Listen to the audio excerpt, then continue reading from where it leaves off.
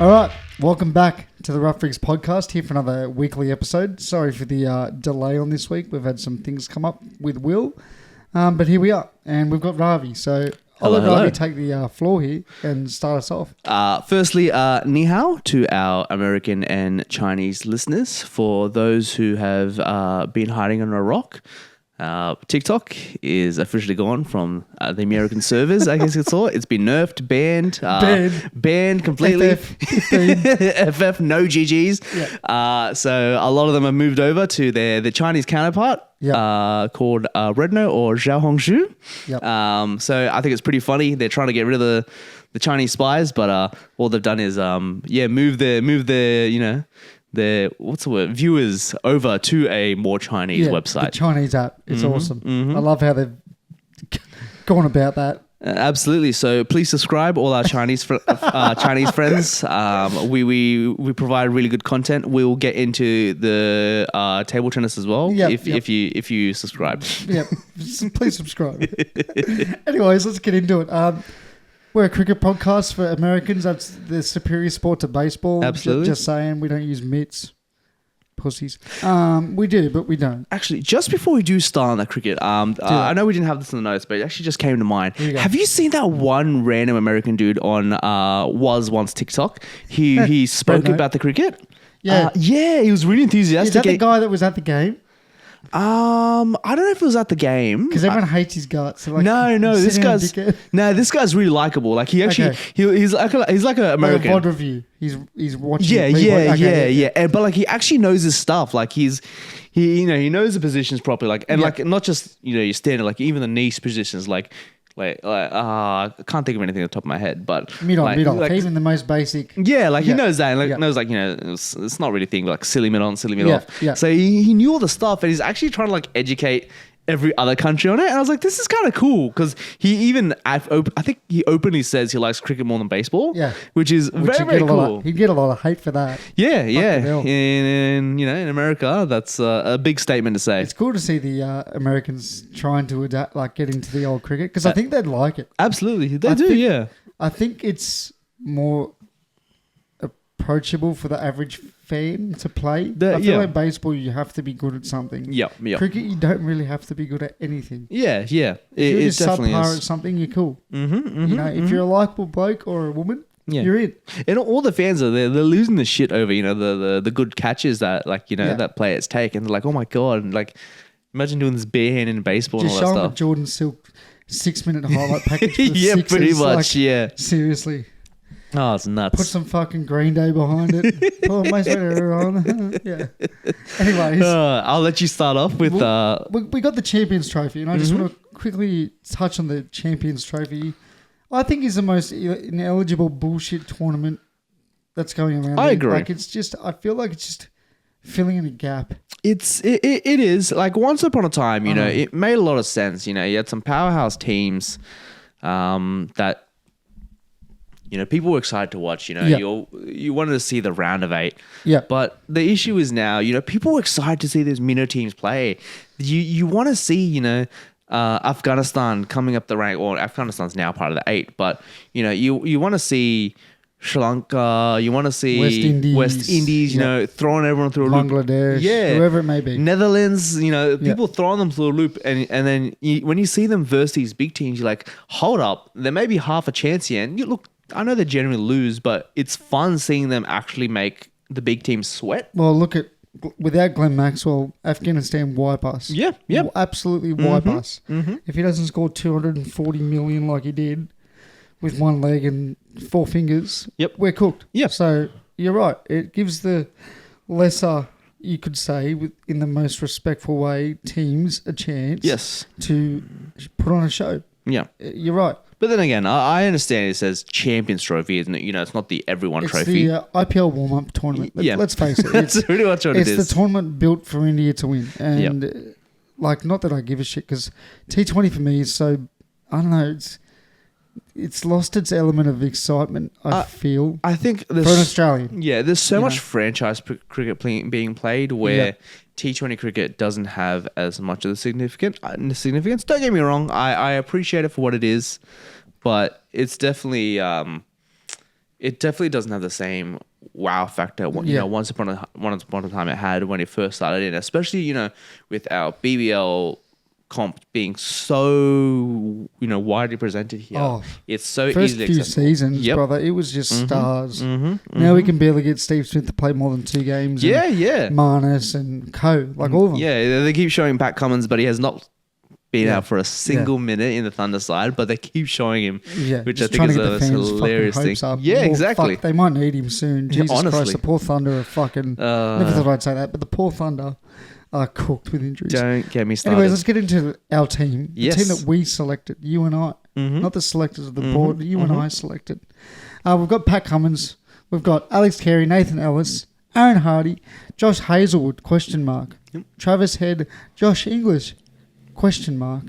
Marcus Stoinis, I'm assuming that's meant to be. Marnus. That's my fault. Or is it Marnus? Oh, we got Stoinis there as well. Marnus, Mitchell Marsh, Glenn Maxwell, Matt Short, Steve Smith, Mitchell Stark, Marcus Stoinis, and Zippy. Adam Zampa. Zips. What are your thoughts on the team as a whole? Once again, I love it. There's one that you added onto it, which I'm a big fan of, being Nathan Ellis. Yep. I think he is one of our best, if you want to call it, I don't know the word for it, but variety or, you know, change bowlers. He always mixes it up. There's nothing like you have mystery spinners and he's just like a mystery pacer. You don't know what he's gonna bowl.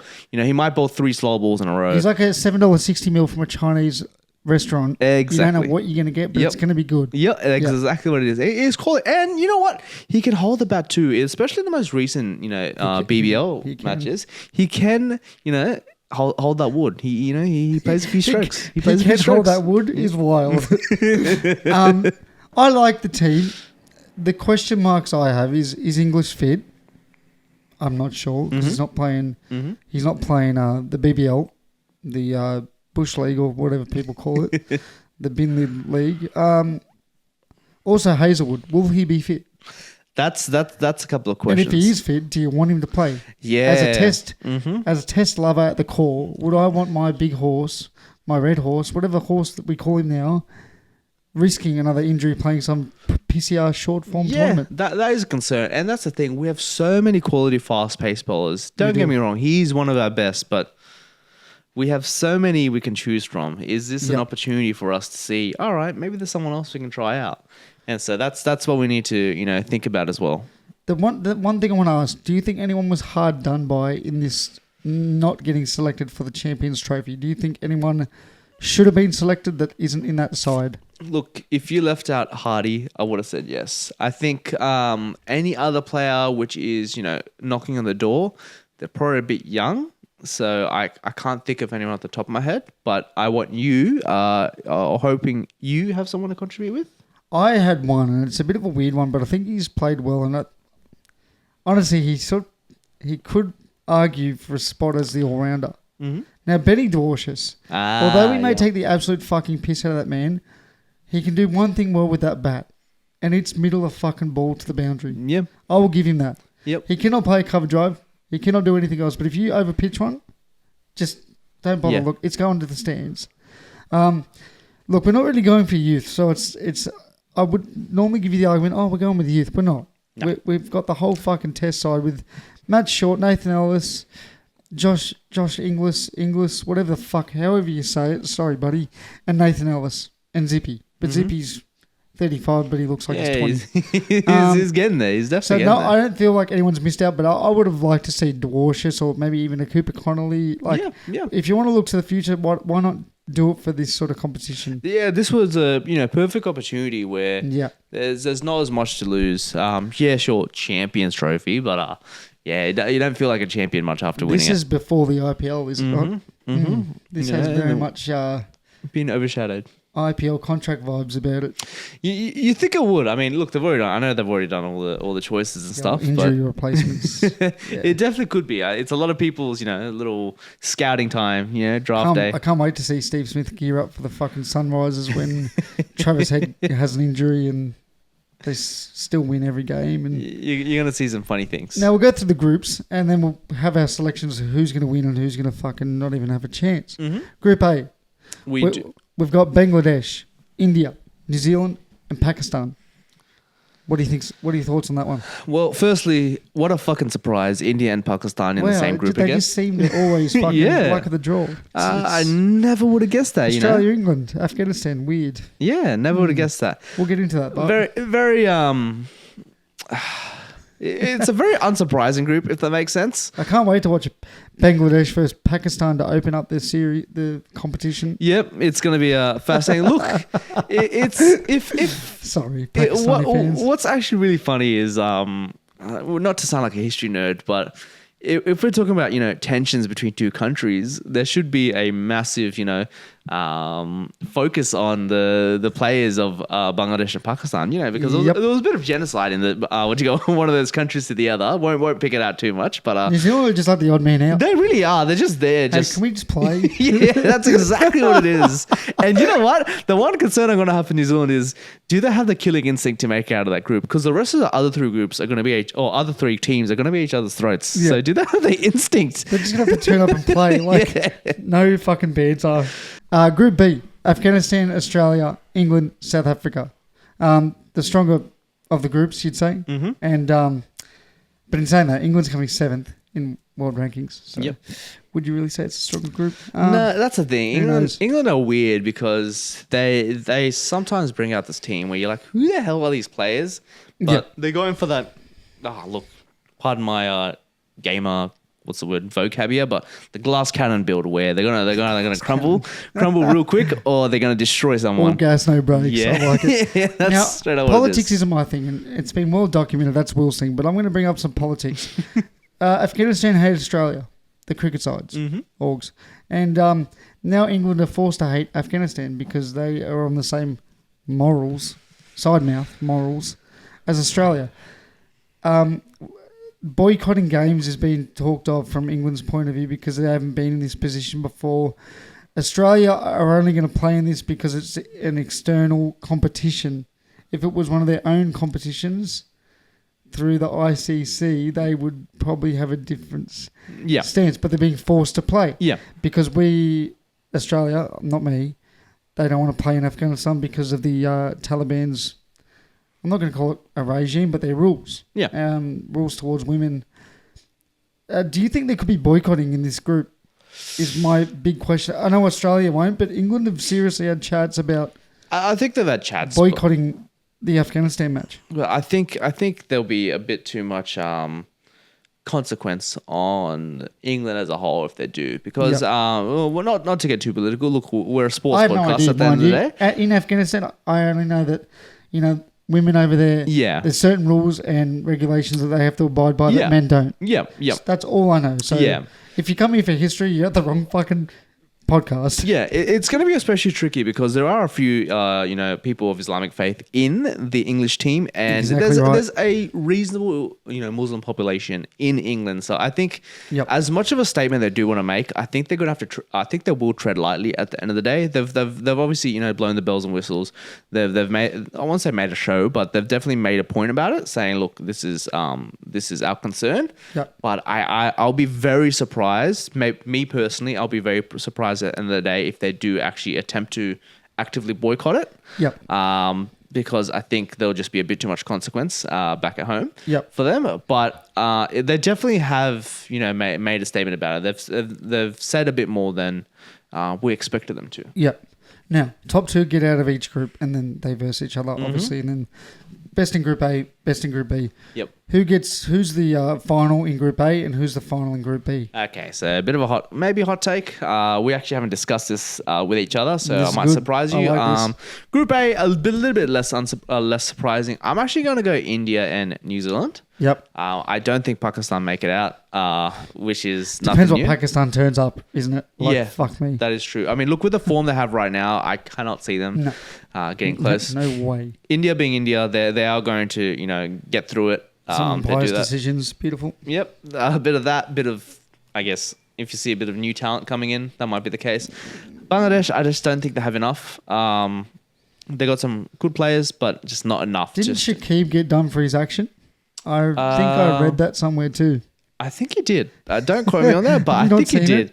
I remember vaguely reading it, but it's almost rough. worse. It's almost as bad as what Chris Green's weirdly But- getting back to. He Yeah. needs to fucking me. He's about to get dumber again. Yeah. If he doesn't fix it, you can see it. Eh? Yeah. Shit. And New Zealand, I think New Zealand, they're always achieving. I won't say they're overachievers, but they're achievers. They always get it done. They do. And for Group B, I have Afghanistan and I also have South Africa. Yep. I think Australia do not care right now. We just won the BGT. So Yep. I think we have bigger things on our mind right now. But then again, why not send over the young guys to prove That's that? what I agree with that. I completely agree with you. But we do weird shit. That's the Yeah. thing. We always do weird shit. We do. Gotta keep them guessing. Got to keep him guessing. He's wild. What do you think? Group A for me is going to be India and New Zealand. Mhm. Again, like you, I think Bangladesh just don't have enough in the sheds batting wise. And Pakistan, it's really a coin flip of what Pakistani team is going to turn up. Yeah. And I just feel like it's going to stay the same, really. Like, no offense. Yeah. Fired coaches, hiring umpires as coaches. There's a lot going on there. It's fucking. Who did they have recently from Australia? And they went 3-0, 4-0 under his. I forget. It was an old Australian player. I'm having a massive Yeah, mind no, blank. it's not coming to mind. And we're but- going to get roasted because he's one of the fucking best fast bowlers behind Glenn McGrath and Brett Lee. But you know who I'm talking about. I'm having the biggest mind blank. I'll come back to it. But when they had him, they were 4-0 in all formats. Mhm. In Group B, I'm sort of torn. I think Australia do care Mhm. because of the team they've sent. And I think South Africa also care a lot too. Yep. I think England care the most. I think they truly care the most, but they're going to shit the bed. Yeah, I In think typical England fashion. I think especially with all these political things happening, I think there's not going to be as much focus on the game for them. Yeah. And they do need their focus if they're going to get through. I think they're more worried about the Ashes, but I think they still do care about this comp. Mhm. I don't know. Something tells me that. I don't know. Yeah. So I think Australia, South Africa, and obviously Australia will beat South Africa because South Africa choke in finals against Australia, Just and allergic to winning. India will just win because boycott and money and ICC and BCCI and Get- Rort. And, Yep. Yeah. Get some sort of King Coley and stuff like that. accolades onto the table. Rohit Sharma and stuff like that. Now, the one question I had for this tournament when I heard about it was, how the fuck do you even qualify? I still don't know the answer to that. I so don't know either. If someone wants to reach out, like that is a genuine question. How the fuck do you even qualify for this? We're here. Yeah. So, please leave in the comments. Thanks. And the other one was, do we even care? Do you care about this tournament? Will you watch it? No. Is it even being covered? What time will this be on? Will I be asleep? I have Will no you be at work? idea. Yeah, man, there Like- could be a chance. I guarantee you, I have probably put more focus into watching. The BBL. I promise you. You know what? I'm going to one up you there. The under 19s women's matches, which are currently playing right now. Yep. You know, Nigeria v Scotland, which actually got washed out. Yeah. More than I have been paying attention to the existence of the Champions Trophy. Yeah. Don't know why. Couldn't tell you. But look, that's how it is. I also agree. It's like, I don't really care. Mm-hmm. And it's going to be at the most stupid fucking 3 a.m. time slots of all existence. And I'll be Yeah. sleeping. Chuck it on, see maybe like half the first innings and fall asleep and wake up halfway through the night. I was like, oh, the match is done. I wonder who won. I don't care. Exactly. I'm going to wake up, see England lose and go, okay, my day's cool. Yeah. If they win, oh, okay, my day's cool. Pretty much. Hoping they lose just to make my day that just a bit better. But yeah, but that's really it for me. Champions Trophy. I think India probably win it. They fucking got to win something, don't they? I have to agree with you there. I cannot see choke, India yeah. losing this. They're Surely. still look, that could very much be a possibility. But once again, like every other series, this is India's one to win. Sleep paralysis demon Travis Head enters the chat. The father of India. Oh, Must be man. nice. It definitely would be. Let's talk some bunts league, some big bash league, some bucket league, some. Just before we get to that, you want to talk about the Sri Lanka tour? Oh, actually, good idea. We'll quickly cover the few things I want to bring up in the Sri Lanka tour. Hanscom and Maxwell, do you think they could have been picked, should have been picked, would have been picked? So I know you're a big fan of Hanscom. I know Hanscom he's is your. well documented, my favourite player in the whole existence of Australian batting. I mean, I think if any tour you were to look, we've got a lock. If you want to experiment around, this was a chance. So why not? Why not? I wouldn't have gone on my way and be like, we need Handsome in the squad. unlike you. But it really is a why not. Same with Maxi. See, if this was 5 years ago, I would have been like, yes, give Maxi another chance to get in the test, to try and show what he's got at the test side. Yep. But I think he's established himself as a white ball player. And now I know what, burnout is. Players get burnout playing all three formats. I'm actually not upset about him not being done. I agree with that. Don't get me wrong. He is a very talented cricketer. He's a very unpredictable cricketer. He's unreliable, I should say. Yeah. But he is far too talented to not be in our one day or white ball sides, I should say. Agreed. Now, what do you think? The Hanscom thing upsets me. Just bias. A lot of bias here. Preference bias. Brackets, bias. I thought he should have been selected. He's averaging 42 odd in the fucking Sheffield Shield. He's captaining Victoria. Maybe captaining a side for your state is probably the death of you. Unfortunately, really, when it comes to getting selected. It seems that if you're not New South Welshman or... Yeah, pretty much that's really it, isn't it? Or Western Australian, Western Australian nowadays as well. Yeah, Western Australian all-rounders. Shout out Connolly. Yeah, I feel like he's not hard done by. I don't think the word's hard done by. Like, he could have been selected... But I'm also happy they've gone with Mick Sweeney. Yeah. Because let's face it, Mick Sweeney is who Hanscom would have replaced. Mm-hmm. You dare say? I'd say so, yep. Maxwell, agreed. 5 years ago, yep. He's not really playing much Shield, and when he does, it's just to really get a game in. Yeah, he doesn't play like a red ball cricketer. Yeah. I mean, and the thing is, he's so busy, all throughout the year. I can't see why we're like, we need him for the side. Now, Stephen Smith. Stephen Dupra, whatever his real name is. Devereaux Peter Smith. That one. He's possibly injured his shoulder/elbow. He was flopping around his elbow. Who knows? Now, if there is an injury to Steve Smith, who comes in? Oh, would it be Hanscom? Then I'd say, you know what? Maybe he's got his chance. Maybe he's got his call up. That's his spot. That's where he came in when the whole Sandpaper Smith thing happened. Mm-hmm. Yeah. I think it's time for Davey Warner to... Enter the chat. Come back. Straight away. Raise his hand again for everyone to tell him to fuck off. No one wants your hand to be raised. Mr. Warner, put your hand down. And lastly, no one had picked up this broadcast for the last 2.5 weeks until no KO, no Fox, no anyone. 9, 7, ABC, you name it, no one wanted to fucking... Yep. So we had a chance of not seeing one of the greats, Madashankar, bowl to some of the greatest batsmen ever. Nathan Lyon. Scott Boland. No. What are your thoughts on that? Channel 7 have only just recently picked it up. It's honestly, it's really disappointing. We are a cricketing country. Don't get me wrong. We have other sports which we focus on just as much, but we've always had pride in the fact that, cricket's been very accessible to watch. Like, don't get me wrong, like the Big Bash League, yes, I know KO owns some exclusive games, but majority of the games have been shown on free to air TV. Free to air, yep. And I've kind of gotten over the fact that if it's not free to air, it was on KO/Fox Sports. Yep. But I think it was actually quite disgraceful, and I'm actually quite upset about the fact that no one wanted to pick it up for so long. Yep.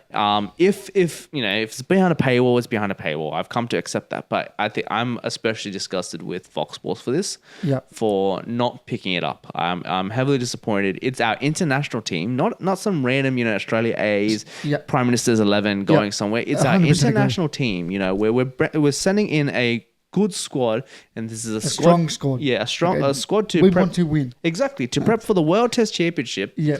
And no one wants to touch it. And with a relatively fun and exciting Sri Lanka team, which was in competition for one of the spots in the final as well. They should have won it. They choked. Yeah. Like, Sri Lanka should be in the test final. Yes, absolutely. They should. They literally choked. Yeah. The easiest win of their life. Unfortunately so. Like, shout out VJ. When you listen to this, you'll agree. But, like, they choked one of the easiest chances to win it there. Yeah. Against we fucking Sri Lanka. We've viewed we've seen the viewership of some shitter matches, and the fact that this one hasn't been picked up is, I understand it's overseas and that makes it a little bit I had to watch Scotland fucking attempt to bowl to Australia. Travis Head. Rough. Didn't Travis Head have 62 off 18? That was awful. God damn. And if we can get that on, then why can't we get a tour on? It's going to be at some unreasonable time, so it's not affecting primetime television. Yeah. So I can't see why. Exactly right. That's the other thing. It's not going to affect. Like, yes, your ratings are going to drop. Yeah. But like, hear me out. I think this is the one thing that annoys me the most. If they knew Sam Constas, this is my point. Mm-hmm. If they knew he was guaranteed selection, which he might not, which I don't think he will, by the way. If they thought he was in, I reckon Fox would have picked that up within a fucking heartbeat. Yep. My other thing is, ride the wave that Test cricket is on at the moment. Yes, absolutely. This wave is unlike no other I've ever been a part of since maybe the mid-2005s. Yep, people are enthusiastic about it again. It's been a long time. Yeah. And partly because Constance has come through, partly because Boland is 35, bowling like he's a fresh new player. Yep. Like, we got cult heroes. Yeah. But yeah, I was sort of disappointed, but shout out to 7. Yeah. I'm going to go on a psychological... on the psychological aspect here, I think 7 kind of made us a bit of a smart move here, where I think they've gotten a bit of loyalty from this move. You know, picking up the nobody match, if you want to call it that, because look, if now, especially now, if I have a choice between watching KO, a service I pay for, and 7, a service I don't need to pay for, I will watch 7, which is ridiculous. Even sometimes the commentators are, you know, kind of crap. I will still actively go to watch them just for the premise of supporting free-to-air TV, even though I still pay, you know, $35 for this dumb service, or KO being the service. Can't wait for KO's services to start lagging midway through a footy match like all last season. Shout out KO, if you ever want to sponsor, don't bother. Shout out to you, maybe the hub. Anyways, we'll move on. Let's talk some Bushtuff League. Some Bushtuff League, some LMS, some are calling it. The Big Bash. Now, the Stars. I want to talk about the Stars. Yep. The Stars weren't very starring. They were not good. They were a dwarf start. Yeah, 0-5 to start the season. It was like, here we go. They need to win the remaining 5 matches to do anything, even just to qualify. And lo and behold, the Glenn Maxwells, I'm going to call them, have done it. Yeah, they've put it off. What the fuck? Why do they do this every fucking season?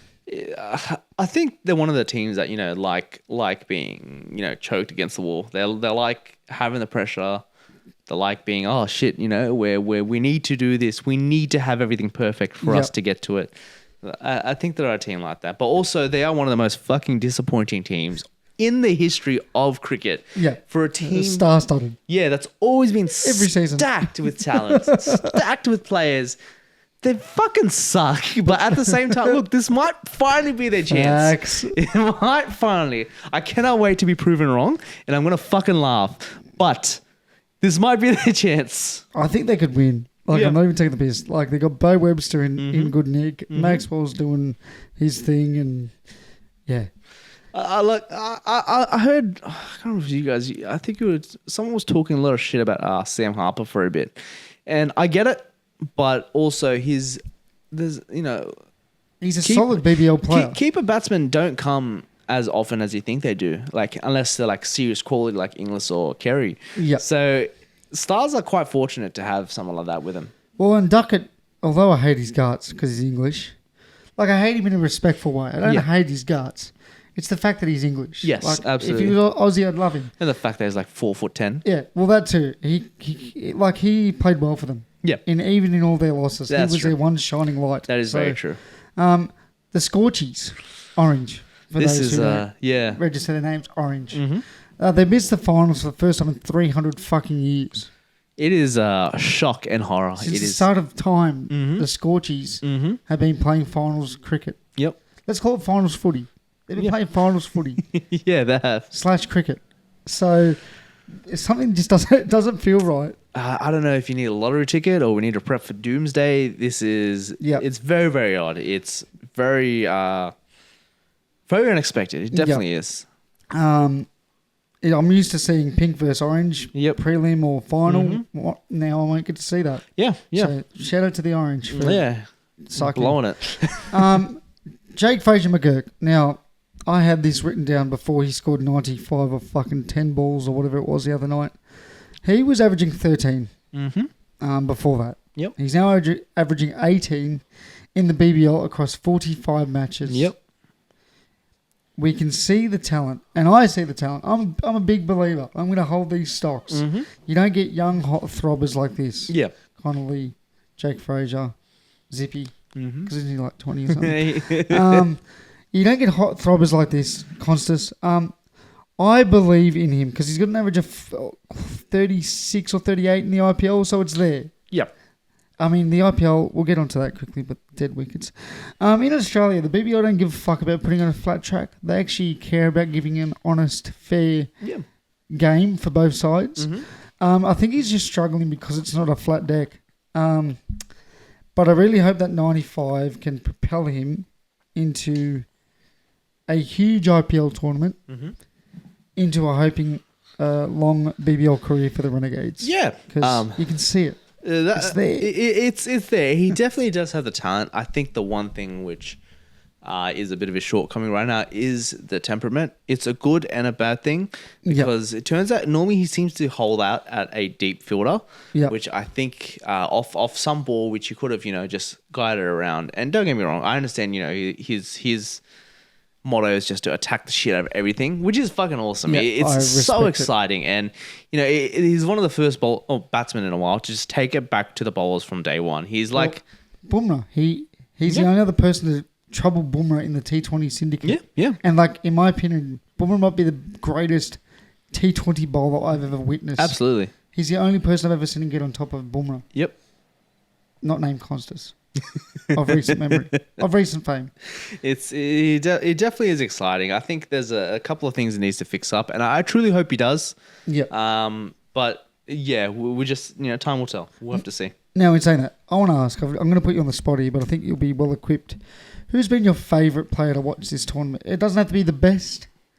Your favourite. Okay, mine. This is going to be half biased, half not. There's two. I think I'm saying the right one. Tom Andrews from from the Sydney Thunder. Yep. He's been a wonderful. Yeah, sure you can call it spin. It's doesn't really move as much, but hey, they're the setup. Yeah. Because when he does move on, I'm shocked. I was shocked actually. He does, and he bowls extremely well. A fantastic line. He's got a great line.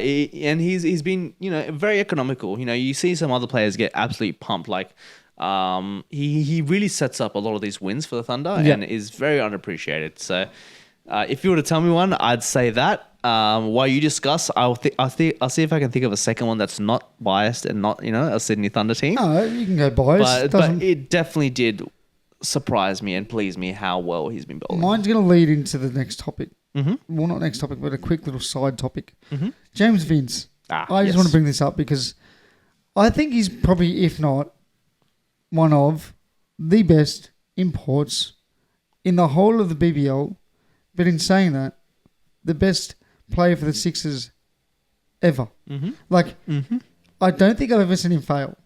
His bad seasons are like 300 runs at fucking 32s. Yeah, and he still scored and he only plays 6 out of the fucking 10 games. Yeah. Every season. Mm-hmm. So, I don't know, just a little shout out to James Vince. I really enjoy...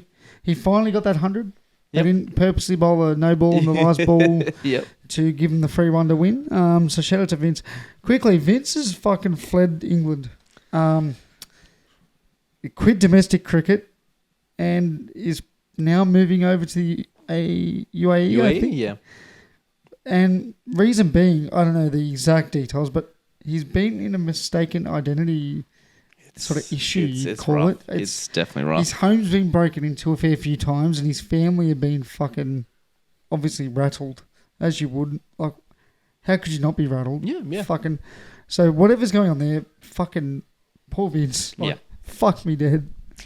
I do feel sorry for him. It's a weird little fucking story, eh? It is. Anyways, let's pep it back up. Finals, playoffs. Purple versus pink. Hobart versus Sixers. Who wins? Sixers. I think purple win. You think so? I think the Sixers have got too much going on. There definitely is, a bit with injuries and stuff. And I'm wearing pink today, so it's like I should have worn my green. Now, green versus lime green. Who wins? Melbourne Stars versus Sydney Thunder. I hate to say it. I think green's going to take this. I think As normal green is going to take this. I think the form same is reason. Just too good, unless Warner pulls something completely out of his ass. You get the match of his life from Chris Green. Yeah. I think this is the same as Pink. The injuries have just come at the wrong time. Yep. I mean, Bancroft was playing well. I wouldn't say he was playing great, but he's playing good. Yeah, we missed the batting that we had for 100%. about 2 games in the last, 7 years. We actually had a decent batting lineup where, Daniel Sands could actually come in at 7 instead of 4.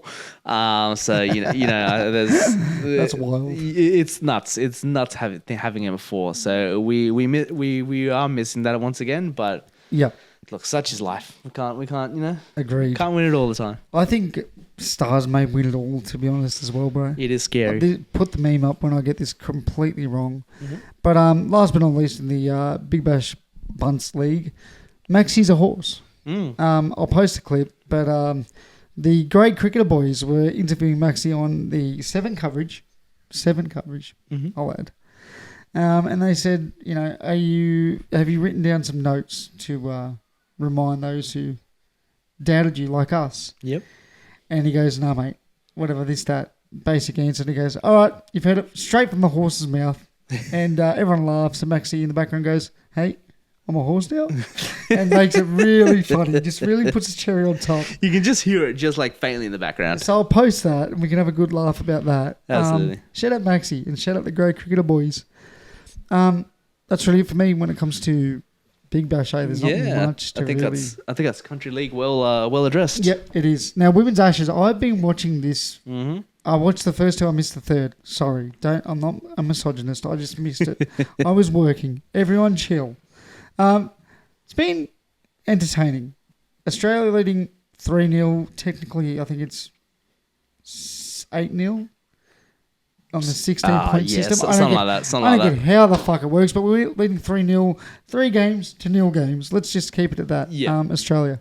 That's all right. You can keep going. The first game, Australia scored 206 for 6, with Healy scoring 70, Gardner scoring 42 not out, taking 3 for 19 and having 2 catches in that match. England posted 204. They look dominant.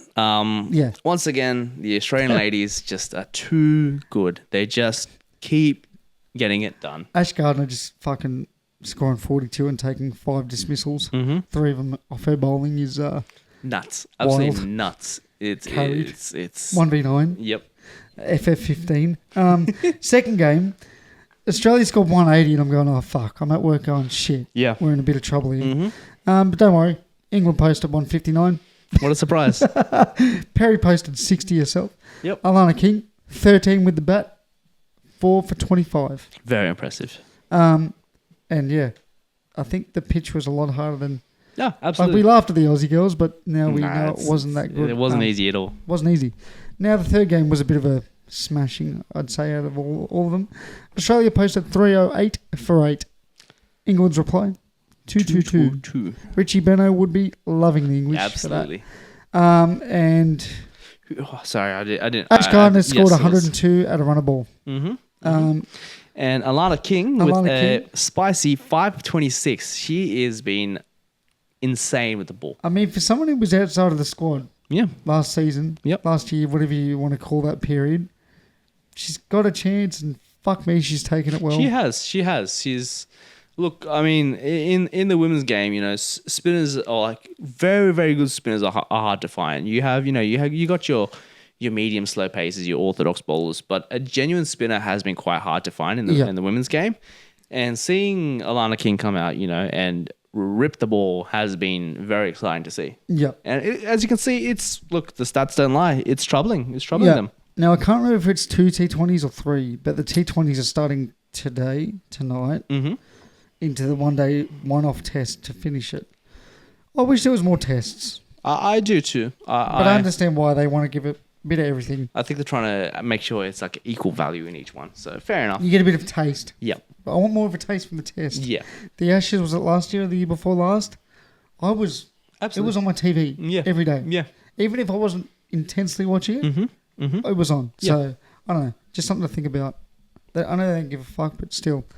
NRL news. That's enough for cricket because all the listeners have left. Welcome back to the Chinese. The Americans now gone. TikTok, we've got it. You don't. Shout out the Americans. Dill Brown. Plays for the Parramatta Eels, for those who don't know. Got into a little bit of controversy last season with a bit of off-field stuff. That's a polite way to say it. The Eels stuck by him. They've developed him for 3 to 4 seasons now, and his contract is up / not up because it's a player option. Now I'm going to delve it in there. I'm going to try and dumb it down for people like me who are idiots. I'm one of you. And there's nothing wrong with being dumb. Dill Brown signed a contract after the 2022 Grand Final loss to the Panthers. So 2023, he signed this 2-year contract. Yep. Right? Player options all the way until 2031. So That's guaranteed. A long contract. Long contract. This is how I see it. Long contract, short payment, but these player options are in for him for that reason. Eels, you may not have had money then. I'll see you in 2025, 2026, and we'll reevaluate. Yep. He now wants to reevaluate. Now, I get why Eels fans will be upset. This is just speculation. This is how I see player options. He signed this contract in 2023. They've just gotten to a grand final. The feeling's good. Everything's happening. I'll take unders. I'll work on my game. I'm getting a guaranteed spot. My halves partner's now the Australian number 7, Mitch Moses. Now, they've had a shit season. They almost won the spoon when they should never have been near that fucking wooden spoon.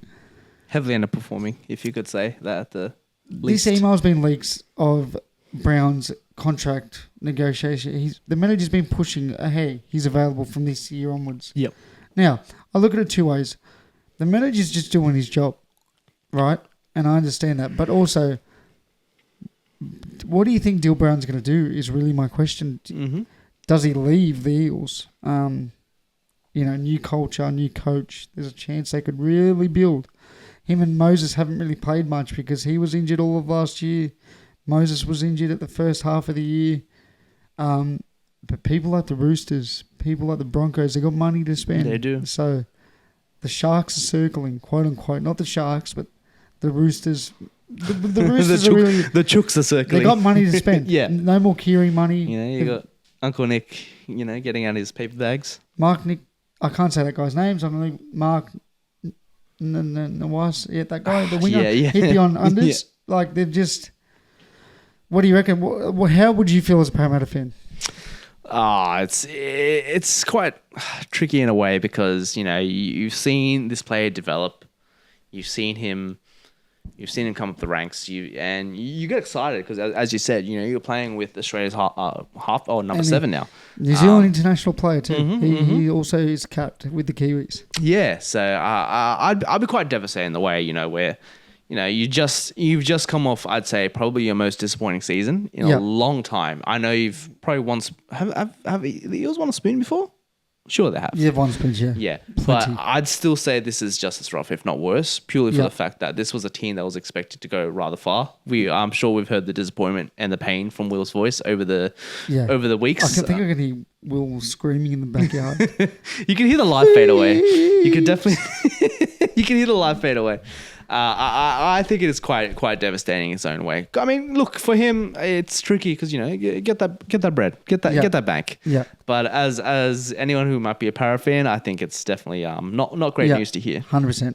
Quickly, if I was a Para fan, I'd want him to stay bad, and I get he's on unders, so maybe he has to come. The Parramatta Eels have to come to the table and say, all right, we'll upgrade. Well, all he wants is an upgrade, I'm assuming. He just wants an upgrade. He wants guaranteed money. Yeah. He doesn't want player option for the next 7 years. Yeah. And look, not that it should be taken into the cause, but it should be. They stuck by him. Yeah. Yeah. Bit off-field allegations. It happened. They could have easily said, see ya. Yep, exactly. And maybe that's it. No more NRL. That's, these clubs are pretty savage these days.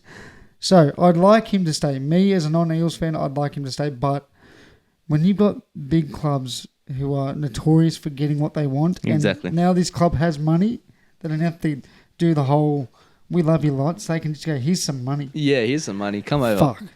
Like, I'm worried. I'll be honest. There's a bit of me that's worried for Eels fans. I cannot blame them. To finish off, dude, let's talk some tennis.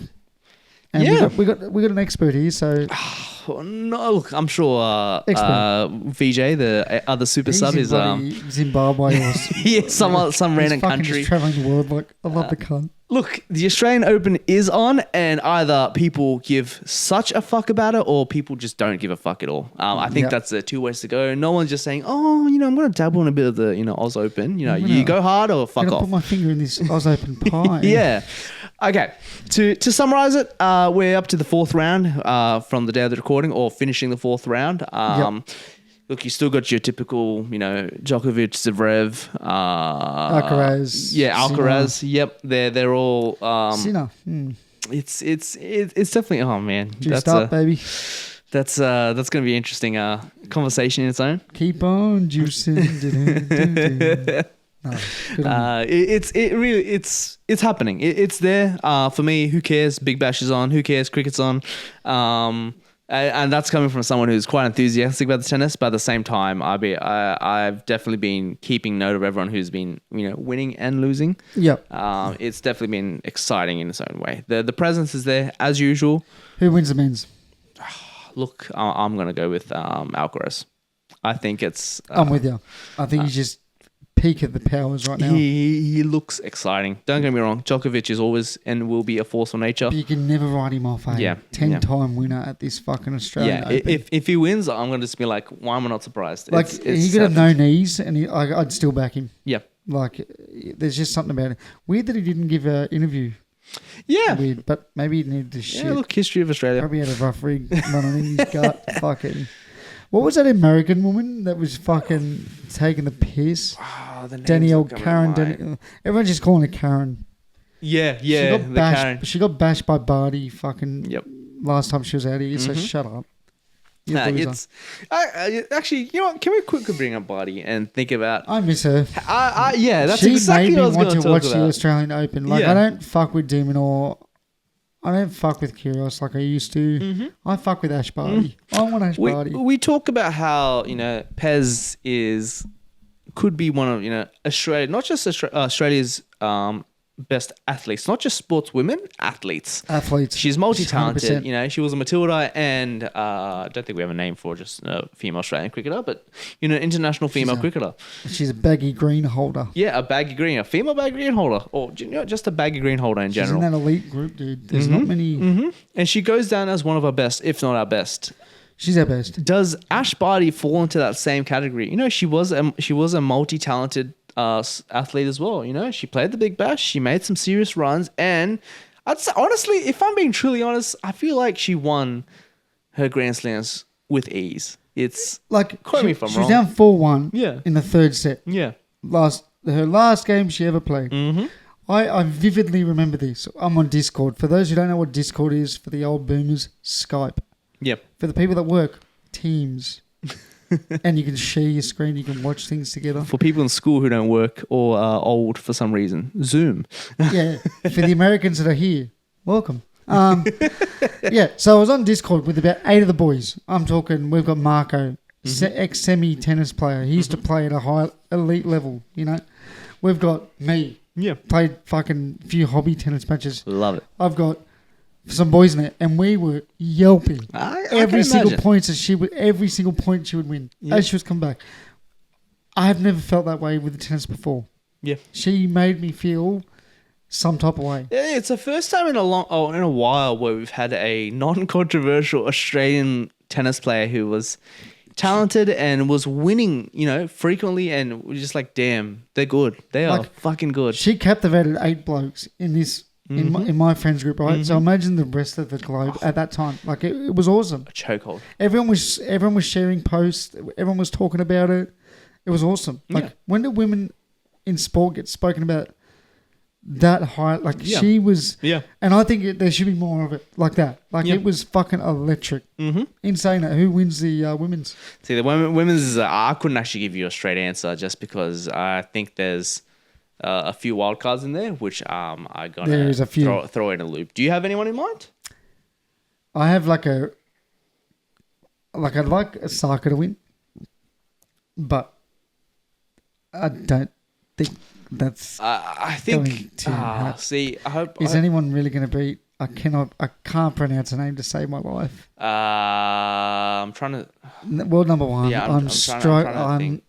Swiatek? Yeah. Yep. I don't think anyone's going to beat her. She's just so strong. Yeah, that's a tricky part. When you get to the end, you're number one. Sometimes you're number two and number three. They're just a cut above the rest. I'd love Coco Gauff to win. Like as a It'd be fun, wild outsider. Yeah, I think once again needs a few more years to develop. I think fully. It's just the strength, bro, that she has compared to that's why I want Barty. I wish Barty could face her at her peak. Yep. Like right now is her peak, you'd say. So, yeah. It's I think it's going to be a bit more unpredictable, but once again, as you said, there are some very talented players which just seem a cut above the rest. But funny things happen. The tennis gets weird. Yeah, very. Now the UFC was on yesterday. We both watched. Yep. What was your favorite fight on the card?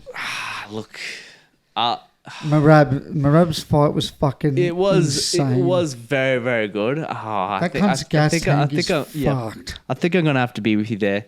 So just before we move, to keep talking about that. I pay attention to the UFC. I don't Same. watch it as casual fans. Yeah, I don't watch it. In depth like a lot of people do. Like in law. Yeah, I'm not gonna cry if I miss out on watching the main event. But by coincidence, I was at a pub yesterday and they were blasting that shit. So I was like, you know what? I'm forced to watch it. I'm into it. Yeah. I won't complain at all. Watching the main event, I was with one of my cousins who's quite into the UFC, and he asked me when the main event came on, is like, look, how many rounds? It wasn't even a question of who's gonna win. It's just how many rounds. Well, it's stepping up for a fight on one day's notice. Yeah. Moicano's a madman. Yep. And he looked good. It wasn't 2.5 minutes. Yeah, it wasn't terrible. He hit Islam with a decent shot that not stunned him, but Islam was like, oh shit. Yeah. God damn. It was still an effort in the end. Like it's not enough just to say it was embarrassing. He feels and he gets paid a fuckload more than he would have. Yeah, exactly. And he'll get another shot. Yep. When he faces the random guys again. Yeah, absolutely. I mean, number 10 versing for the champion is nuts. It's almost unfair. It's almost unfair. Moicano. It also comes back to finding out. I think we need a bit of a eugenics tracing and finding out what these Dagestanis are putting in their food, what they're doing. We need to know peptides. Yeah, we need to know what their story is. The Americans need to find out how to create these super soldiers. Hey, Americans, since you've not got TikTok, do some research for us. Exactly. What are these fucking Russians up to? What's their training regime? Do they really wrestle bears? Someone comment down below. I need to know. A Porto's hitting you up. Yeah, I know. I'm getting lulled by a Porto. Oh, it's sucking me in right now. Yeah. Well, we're going to a Porto. Yep, sounds good. But yeah, it was Islam dominant. It's fucking too good. You give him your neck, you're fucked. Yeah, pretty much. But bro, Marab's fight. That was very exciting. It's funny, bro. He gets a gas tank at the third round. It's like, all right, let's fight now. I'm like, dude, he could fight for 14 rounds. I swear to you. That's the thing, you got some of these fighters which live for the endurance. They're as long as you don't get put into submission, if you can hold it out, you see some of these fighters completely gassed. After round 2, round 3, and thinking, how the hell are these guys gonna make it? Yeah. And then you got, as you said, I think he's also good for the UFC because he can wrestle, he can grapple, but he chooses not to unless it gets to that point. Yep. Like when old mate was blocking the shoots, he would try and shoot for it. Then he just stood up and swack on for a bit. And then when he knew he won the fight, he just took him down for the sake of the point, pretty much extra points or something. Yeah. But yeah, it was. What about Yuri Prochazka? I've just fucking butchered that. So sorry. Well, that was the before Jamal Hill. Yeah, Jamal Hill's big fat mouth. I actually think I missed that one. I think I had to pop outside for a I've bit. never seen so many people so excited for Yuri to win. You think so? Yeah, because Jamal Hill's been saying, "Oh, I could have beat Pereira. I could have beat Pereira." No, you couldn't, cunt. He knocked you out. And now he's lost to Yuri. So I dare say that might be it for Hill, unless he fucking climbs the hill again. You think so? I know he's just a big mouth. He's not graceful in defeat or gracious. Whatever the word is? Isn't he American? Doesn't it just? Shout out to our Americans. We love you. We love you. Be like Volk or something. He gets belted. He goes, shout out to that bloke. He just belted the fuck out of me. Yeah. Be like that. It is funny though. When we're going back to the cockiness there. Sorry, I didn't mean to interrupt your Volk worship because he does deserve it. But yeah, he's just a good Aussie, honest bloke. Yeah. When Islam fucked him, he's like shit. Yeah. Shit. As soon as Islam won, there was someone else calling him out saying, "You won't beat me," and I was like, "You fucking would." Yeah. I can't remember who it was. It was straight up on Twitter. Sorry, X for X. No, fuck that. I'm not calling it that. Twitter. Someone called him out straight away. I can't remember who it was, but I remember seeing. I'm thinking, this guy just pulled off a round one win. You know, with not, I wouldn't say too much difficulty. No. And here you are calling this guy, calling Islam out, saying you're going to beat him. No, you're fucking not. But you know what? Yesterday. Yeah. Ilya Taporia. That's it. Yeah. This is my point. If there is one bloke, Ilya Taporia is next level. He is, but fuck, I hated his guts when he beat Volk. Rightfully so, bias. My bias hurt. Yeah. It could hurt my soul. But watching his recent fights after that, I'm like, oh shit. You think? He is actually You think so? He could be the one guy. The one. If it's not him, no one. You know. Like Islam will retire, one loss to his name. Better than Khabib. Yeah. I think, hot take, I think Islam's got a better record than Khabib. You think so? You look at the people that Islam has fought. This modern day UFC is more competitive than ever. You don't get like dishwashers and fucking electricians like Khabib did back in the day. Like Khabib was fighting blokes 0-4. Yeah. Shout out to Khabib lovers. I hope you're not listening. Sorry about that. Do not grapple us, please. I'll grapple. Okay, we'll move on. You got anything else to bring up? No, I think I've actually, everything's been addressed. Yeah. I think we got through everything pretty well. So to wrap up this episode, Glenn Maxwell's a horse. Mm-hmm. Green and green. Mm-hmm. Pink and purple. Mm-hmm. Jake Fraser McGurk is still a cock. Yep. That's his nickname, or rooster, whatever the fuck they're calling him. Good show. And Peter Hanscom has been robbed. Peter Hanscom has been robbed. Yeah. And no one fucking cares about the Champions Trophy. The what? The what? Never. Anyways, we got to go. See ya.